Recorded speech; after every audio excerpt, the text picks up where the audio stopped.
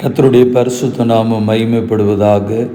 22/5/2026 வெள்ளிக்கிழமை, புதிய நாள், புதிய கால வேளைக்காய் கர்த்தர் நன்றியோடு துதிக்கிறேன், ஸ்தோத்திரிக்கிறேன்.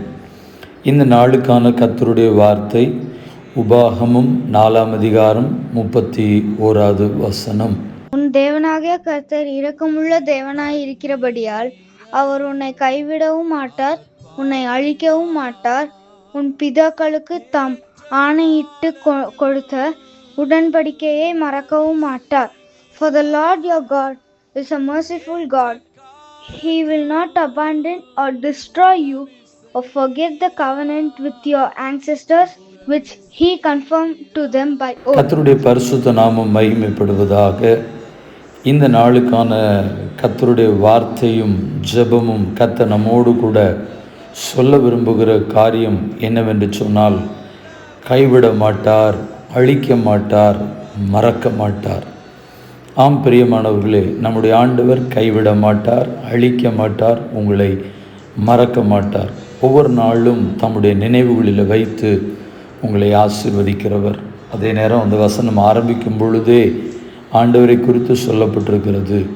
ஏன் கைவிட மாட்டார், அழிக்க மாட்டார், மறக்க மாட்டார் அப்படின்னு சொன்னால், நம்முடைய ஆண்டவர் இரக்கமுள்ள தேவன் என்று பரிசுத்த வேதம் நமக்கு சொல்லுகிறது. எபிரேயர் 13ஆம் அதிகாரம் 5ஆம் வசனம் சொல்லுகிறது, நான் உன்னை விட்டு விலகுவதுமில்லை, உன்னை கைவிடுவதுமில்லை. ஏசாயா 49ஆம் அதிகாரம் 15ஆம் வசனம் சொல்லுகிறது, ஸ்திரீயானவள் தன் கர்ப்பத்தின் பிள்ளைக்கு இறங்காமல் தன் பாலகனை மறப்பாளோ? அவர்கள் மறந்தாலும் நான் உன்னை மறப்பதில்லை. ஆண்டவர் மறக்க மாட்டேன், நான் விலக மாட்டேன், உன்னை கைவிட மாட்டேன் என்கிறதை ஆண்டவர் நமக்கு உறுதிப்படுத்துகிறார். யோவேல் 2ஆம் அதிகாரம் 13ஆம் வசனம் சொல்கிறது, நீங்கள் உங்களுடைய வஸ்திரங்களை அல்ல, உங்கள் இருதயங்களை கிழித்து உங்கள் தேவனாகிய கர்த்தரிடத்துக்கு திரும்புங்கள். அவர் கிருபையும் இரக்கமும் நீடிய பொறுமையும் மிகுந்தவருமாய் தீங்குக்கு மனஸ்தாபப்படுகிறவருமாய் இருக்கிறார். துக்கப்படுகிறார், நம்மேல் இரக்கமுடையவராய் தீங்குக்கு மனஸ்தாபப்படுகிறவராய் இருக்கிறார். சங்கீதம் 103ஆம் சங்கீதம் 8ஆம் வசனம் சொல்கிறது, கர்த்தர் உருக்கமும் இரக்கமும் நீடிய பொறுமையும் கிருபையும் உள்ளவர். எரேமியா 31:3 சொல்கிறது, கர்த்தர் பூர்வ காலத்தில் எனக்கு தரிசனமாகி நான் உன்னை நித்திய சிநேகத்தினாலே சிநேகித்தேன் என்று சொல்லி ஆண்டவருடைய வார்த்தை சொல்லப்பட்டிருக்கிறது. ஆம் பிரியமானவர்களே, நம்மை விட்டு விலகாதவர், நம்மை மறக்காதவர், நம்மை கைவிடாதவர், நம்மோடு கூட இப்பொழுதும் எப்பொழுதும் சதா காலங்களிலும் தங்கியிருப்பாராக. கண்களை மூடி நாம் ஜெபிப்போம். பரிசுத்தமுள்ள நல்ல தேவனே, இந்த ஆசீர்வதிக்கப்பட்டதான இந்த புதிய நாள் காலவேளைக்காக நன்றி செலுத்துகிறோம்.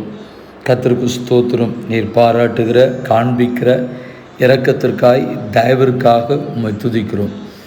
எங்கள் மேல் பாராட்டுகிற, காண்பிக்கிற சகல விதமான அன்பை எண்ணி பார்த்து உம்மை துதிக்கிறோம். ஆண்டவரே, கைவிடாதபடி கடைசி வரை வழி நடத்தவும், எங்களை விட்டு விலகாதபடி எங்களோடு தங்கியிருக்கவும், எங்களை எந்த சூழ்நிலையும் மறவாதபடி தாங்கி நடத்தவும் உம்முடைய சமூகத்தில் நாங்கள் கெஞ்சுகிறோம். தொடர்ந்து உம்முடைய கிருபையும் வழி நடத்தலும் எங்களோடு கூட இருக்கட்டும். இந்த ஜெபத்தை என்னோடு கூட இணைந்து செய்கிற சிறியவர்கள், பெரியவர்கள், வாலிபர்கள், நடுத்தர வயதில் இருக்கிற முதியவர்கள், பரிசுத்தவான்கள் ஒவ்வொருத்தரையும் உம்முடைய கரங்களில் ஒப்பு கொடுக்குறோம். ஒவ்வொருத்தரையும் ஆசீர்வதிங்க. அவள் செய்கிற ஒவ்வொரு காரியங்களையும் கர்த்தர் பொறுப்படுத்திக் கொள்ளும். தேவனுடைய வழிநடத்தல், பாதுகாப்பு உம்முடைய ஜனத்தோடு கூட இருக்க பிதா, குமாரன், பரிசுத்தாவின் நாமத்தினாலே ஜெபித்து ஜெபத்தை ஏறெடுக்கிறோம். எங்கள் பரிசுத்தமுள்ள நல்ல பிதாவே, ஆமென். வாழ்த்துக்களுடன் ஜெபங்களுடன் pastor Jebadas. WhatsApp 93453533730. May Jesus bless you all. Amen. நேற்று கேள்வியும் பதிலும், நீ எங்களை விட்டு போய்விடு, எங்களை பார்க்கிலும் மிகவும் பலத்தவனானாய். யார் யாரிடத்தில் சொன்னது?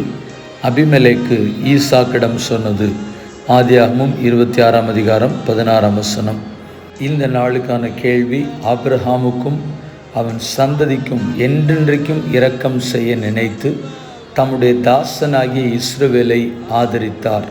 தொடர்ந்து வார்த்தைகளுடன் ஜெபங்களுடன் நாளைய தினத்தில் உங்களை சந்திக்கிறேன். பாஸ்டர் ஜெபதாஸ். ஆமென்.